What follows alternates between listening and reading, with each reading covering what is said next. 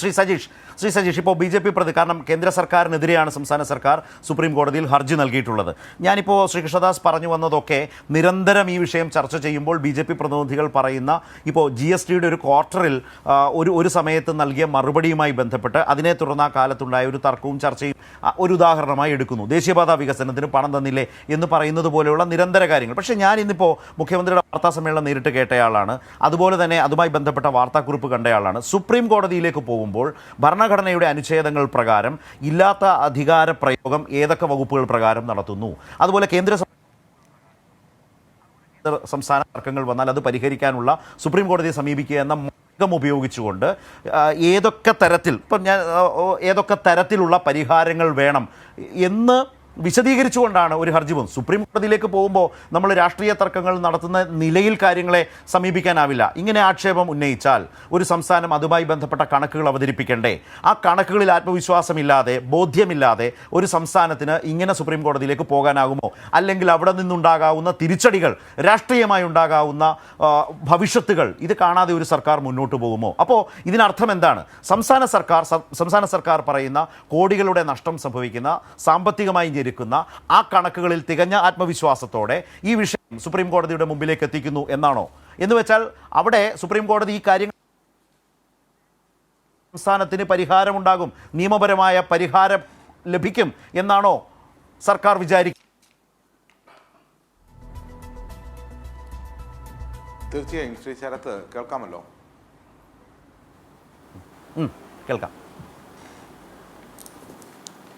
അതായത് BJPയുടെ പ്രതിനിധി ശ്രീ കൃഷ്ണദാസ് പറഞ്ഞ പോലെ അല്ല കാര്യങ്ങൾ. ഒന്ന്, കേരളത്തെ അങ്ങേയറ്റം സാമ്പത്തിക പ്രതിസന്ധിയിലേക്ക് തള്ളിവിടാനുള്ള ഗൂഢപരിശ്രമമാണ് കേന്ദ്ര സർക്കാർ നടത്തിക്കൊണ്ടിരിക്കുന്നത്.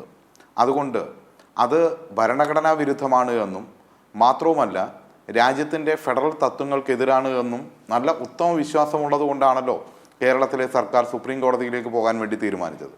കേരളത്തിലെ സർക്കാർ സുപ്രീം കോടതിയിലേക്ക് പോകുന്നത് BJPയുടെ പ്രതിനിധി ശ്രീ കൃഷ്ണദാസ് ഉൾപ്പെടെയുള്ള മുഴുവൻ കേരളീയർക്കും വേണ്ടിയാണ്. കാരണം കേരളത്തിൻ്റെ താല്പര്യങ്ങൾ നിഷേധിച്ചുകൊണ്ട് കേന്ദ്ര സർക്കാർ നിലപാട് സ്വീകരിക്കുന്നു. അതുകൊണ്ടാണ് പോകേണ്ടി വരുന്നത്. അങ്ങനെ പോകാൻ ആത്മവിശ്വാസം നൽകുന്നത് പറയുന്ന കാര്യങ്ങൾ കൃത്യമാണ് എന്നും അത് ഇന്ത്യയുടെ പരമോന്നത നീതിപീഠത്തിൽ ബോധ്യപ്പെടുത്താൻ കഴിയും എന്ന നല്ല വിശ്വാസമുള്ളത് കൊണ്ടാണ് ആ തരത്തിൽ മുന്നോട്ട് വരാൻ കേരളത്തിലെ സർക്കാർ തയ്യാറായിട്ടുള്ളത്. ഇവിടെ വിവിധ ഇനങ്ങളിലായി കേരളത്തിലെ സർക്കാരിന് തരാനുള്ള പണം പല രീതിയിൽ തരാതിരിക്കുകയാണ്. അതിന് മുടന്തൻ ന്യായങ്ങൾ പറയുകയാണ്, പലതും തടഞ്ഞു വെക്കുകയാണ്. ഇതെല്ലാമാണ് നമ്മുടെ മുന്നിലെ അനുഭവം. ഏതാണ്ട് 57,000 കോടിയിൽ പരം രൂപ കേരളത്തിൽ കഴിഞ്ഞ ഈ സാമ്പത്തിക വർഷം ലഭിക്കേണ്ടതാണ് മുടക്കി വെച്ചിരിക്കുന്നത് നമുക്ക് കാണാൻ വേണ്ടി കഴിയും. അതിൽ കടമെടുക്കാനുള്ള അവകാശം ഉൾപ്പെടെ പരിശോധിച്ചാൽ ഇപ്പോൾ നമ്മൾ കാണേണ്ടത് കേരള ഫിസിക്കൽ റെസ്പോൺസിബിലിറ്റി ആക്ട് 2003 പ്രകാരം സംസ്ഥാനത്തിൻ്റെ അവകാശമാണ് എത്ര ശതമാനം കടമെടുക്കാമെന്ന്. 3.5% കടമെടുക്കാമെന്നുള്ള അത് നിയമപരമാണ്, ഭരണഘടനാപരവുമാണ്. അതിനെയാണ് 2.5% വെട്ടിക്കുറയ്ക്കുന്ന നിലയിലേക്ക് മാറ്റുന്നത്. എന്നാൽ ഈ നിലപാട് സ്വീകരിക്കുന്ന കേന്ദ്ര ഗവൺമെൻറ് എത്ര ശതമാനം കടമാണ് എടുത്തുകൊണ്ടിരിക്കുന്നത്? 6.5% കടമാണ് കേന്ദ്ര സർക്കാർ എടുക്കുന്നത് എന്നതുകൂടി കാണേണ്ടേ? ആളുകളെ തെറ്റിദ്ധരിപ്പിച്ചുകൊണ്ട് ഇത്തരം നിലപാട് സ്വീകരിക്കുന്നു. പിന്നെ ഈ നിലയിലെല്ലാം പരിശോധിക്കുമ്പോൾ ഇവർ പ്രചരിപ്പിക്കാൻ വേണ്ടി ശ്രമിക്കുന്ന എന്താണ്? കടത്തിൻ്റെ കാര്യത്തിൽ കേരളം വലിയ പ്രതിസന്ധിയിലാണ് എന്ന് വരുത്തി തീർക്കാൻ വേണ്ടി ശ്രമിക്കുകയാണ്. ഇപ്പോൾ കടത്തിൻ്റെ കാര്യത്തിൽ അതിൻ്റെ GSDP അനുപാതം പരിശോധിച്ചാൽ, മറ്റ് സ്റ്റേറ്റുകളുമായി താരതമ്യപ്പെടുത്തി പരിശോധിച്ചാൽ കേരളം 11ാം സ്ഥാനത്താണ്. മാത്രവുമല്ല കടത്തിൻ്റെ എമൗണ്ട് കണക്കാക്കിയാൽ 9ാം സ്ഥാനത്ത് നിൽക്കുന്ന സംസ്ഥാനമാണ് കേരളം. ഇവരുടെ ഗുജറാത്തും UPയും രാജസ്ഥാനും മഹാരാഷ്ട്രയും എല്ലാം ഉൾപ്പെടെയുള്ള സംസ്ഥാനങ്ങൾ അതിൻ്റെ മുകളിൽ നിൽക്കുന്നതാണ്. അപ്പോഴാണ് അവർക്കാർക്കും ഇല്ലാത്ത ഒരു നിയന്ത്രണം കേരളത്തിൽ അടിച്ചേൽപ്പിക്കുന്ന ഒരു സാഹചര്യം ഉണ്ടാകുന്നത്. ഈ സാഹചര്യം ഭരണഘടനാ വിരുദ്ധമാണ് എന്നുള്ളത് കൊണ്ടാണ് കേരളത്തിലെ സർക്കാർ സുപ്രീം കോടതിയിലേക്ക് പോകുന്നത്. അത് മാതൃകാപരമായി പോകുന്നുവെന്ന് മാത്രമല്ല മറ്റ് സംസ്ഥാനങ്ങൾക്കും കേന്ദ്രം സ്വീകരിക്കുന്ന തെറ്റായ ഫെഡറലിസത്തിനെതിരായ നീക്കങ്ങൾക്കെതിരായിട്ടുമുള്ള ഏറ്റവും ആശാവഹമായ ഒരു പോരാട്ടം കൂടിയാണ് സുപ്രീം കോടതിയിൽ നടത്താൻ വേണ്ടി പോകുന്നത് എന്നതുകൂടി കാണേണ്ടതുണ്ട്. ഇവിടെ കേന്ദ്ര സർക്കാർ എത്രയാണ് കടമെടുക്കുന്നത്? കഴിഞ്ഞ ബജറ്റിലെ കണക്ക് പ്രകാരം തന്നെ 14.5 ലക്ഷം കോടി രൂപയാണ് കേന്ദ്ര സർക്കാർ കടമെടുക്കുന്നത്. ഈ കഴിഞ്ഞ സാമ്പത്തിക വർഷത്തിൻ്റെ പകുതി പാതിയിൽ എടുക്കാൻ വേണ്ടി തീരുമാനിച്ചിരിക്കുന്നത് 6 ലക്ഷം കോടി രൂപയുടെ കടം ഇപ്പോൾ എടുക്കാൻ വേണ്ടി തീരുമാനിച്ചിട്ടുണ്ട്.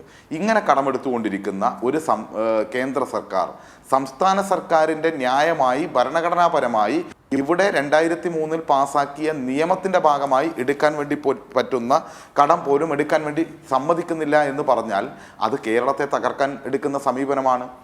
ഇപ്പോൾ ലോകത്ത് ഈ കടവുമായി ബന്ധപ്പെട്ട കാര്യങ്ങൾ പരിശോധിക്കുമ്പോൾ അന്താരാഷ്ട്ര ഏജൻസികളുടെ എല്ലാം കണക്ക് പ്രകാരം കേരളം ഈ കാര്യത്തിൽ സ്റ്റേബിളായി നിൽക്കുകയാണ്. GSDP കടാനുപാതം, സഞ്ചിത കടാനുപാതം പരിശോധിച്ചാൽ 35% നിൽക്കുന്നത്. കേന്ദ്ര സർക്കാരിൻ്റെ എത്രയാണ്? BJP പ്രതിനിധി അത് പറയണ്ടേ? 58%. GDP-യുമായി കേന്ദ്ര സർക്കാരിൻ്റെ സഞ്ചിത കടം പരിശോധിച്ചാൽ 58% മുകളിലാണ്. കേരളത്തിൻ്റെ 35%. അത് കുറഞ്ഞു വന്നതാണല്ലോ, ഈ കാലഘട്ടത്തിൽ കൂടിയതാണ് അല്ലല്ലോ. കുറച്ചു കൊണ്ടുവന്ന് ആ ബാധ്യത കുറച്ചു കൊണ്ടുവരികയും കേരളത്തെ മുന്നോട്ട് നയിക്കുകയും ചെയ്യുകയാണ് എന്നതുകൂടി നാം കാണേണ്ടതുണ്ട്. ഇവിടെ കേരളത്തിന് എല്ലാ അവകാശങ്ങളും നിഷേധിക്കുന്നു. ഇവിടെ ദേശീയപാത വികസനത്തിന് പണം നൽകിയെന്ന് BJP-യുടെ പ്രതിനിധി പറയുകയാണ്. ദേശീയപാത എന്ന് പറയുന്നത് രാജ്യത്താകമാനമുള്ള പാതയാണ്. ആ പാത എന്താ കേരളത്തിന് അവകാശപ്പെട്ടതല്ലേ? കേരളത്തിന് ആ പണം നൽകേണ്ടതില്ലേ? എന്നാൽ രാജ്യത്തെ മറ്റു തര സംസ്ഥാനങ്ങൾ നൽകുന്നത് വ്യത്യസ്തമായി ഭൂമി ഏറ്റെടുക്കാൻ വേണ്ടി നമ്മൾ 5,800 കോടി രൂപ കേരളം നൽകേണ്ടി വന്നു. ആ ഒരു സാഹചര്യത്തെയല്ലേ നമ്മൾ കാണേണ്ടത്?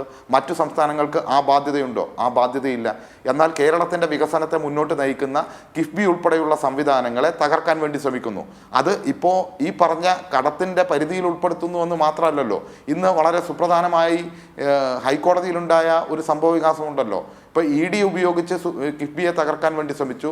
തോമസ് ഐസക്ക് നോട്ടീസ് അയക്കാൻ വേണ്ടി തീരുമാനിച്ചു. അതിനെ കോടതിയിൽ ചോദ്യം ചെയ്തു. ഏറ്റവും ഒടുവിൽ ഞങ്ങൾക്ക് സമൻസ് അയക്കേണ്ട എന്ന് പറഞ്ഞ് ED പോകുന്ന സാഹചര്യത്തിലേക്ക് വന്നല്ലോ. ഏതെല്ലാം നിലയിൽ ഈ വികസന പ്രവർത്തനത്തെയും കേരളം നടത്തിക്കൊണ്ടിരിക്കുന്ന ക്ഷേമ പ്രവർത്തനങ്ങളെയും തടയാൻ വേണ്ടി ശ്രമിക്കുന്നു എന്നതിൻ്റെ ഒരു ഉത്തമ ഉദാഹരണം കൂടിയാണത്.